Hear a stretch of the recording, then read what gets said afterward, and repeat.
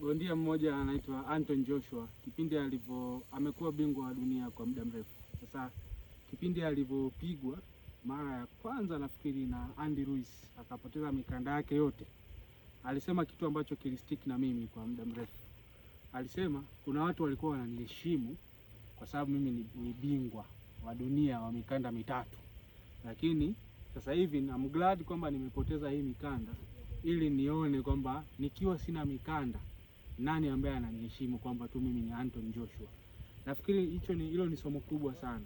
Mara nyingi sana tunaunganisha identity zetu na vitu tunavyovifanya. Yaani ukiulizwa wewe ni nani, utasema labda mimi ni daktari. Utasema mimi labda ni mfanyabiashara, labda mimi ni huyu, mimi ni yule. Ndio tunavyojitambulisha. Lakini wewe ukiwa huna hivyo vitu vyote, wewe ni nani? Wewe bila mikanda ya uzito wa juu wa dunia, bila ubingwa wa dunia, who are you?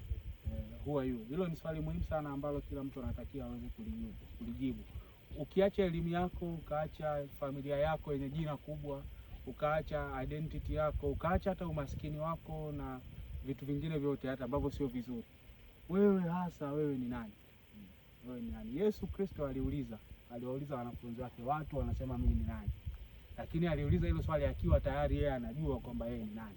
Ndio maana majibu yote aliyopewa, japo yalikuwa yanamhusianisha na watu wakubwa kama kina Yeremia, kina Elia, kama mmoja wapo wa manabii wa zamani, yalimpa picha, lakini alikuwa anajua that is not who I am. Petro alipopata revelation akakubaliana naye kwa sababu alikuwa anajua yeye ni nani.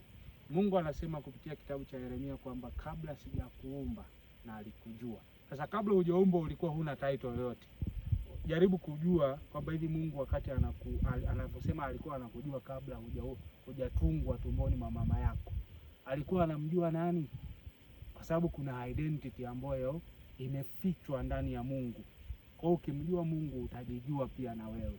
Haya mambo yote tunayoyaona kwenye social media, mashindano nini, asilimia kubwa ni kwa sababu watu hawajui wao ni nani. Kwa nafikiri nikipata gari zuri zaidi nitaheshimika.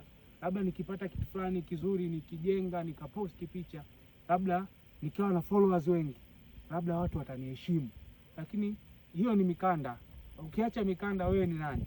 Yule mtu ambaye Mungu alikuwa anamjua kabla hajatungwa tumboni mwa mama yake, kabla hajawa na social media account. Huyo mtu ni nani? That is the question that hutaanza kuishi hapa duniani hadi umelijibu hilo swali.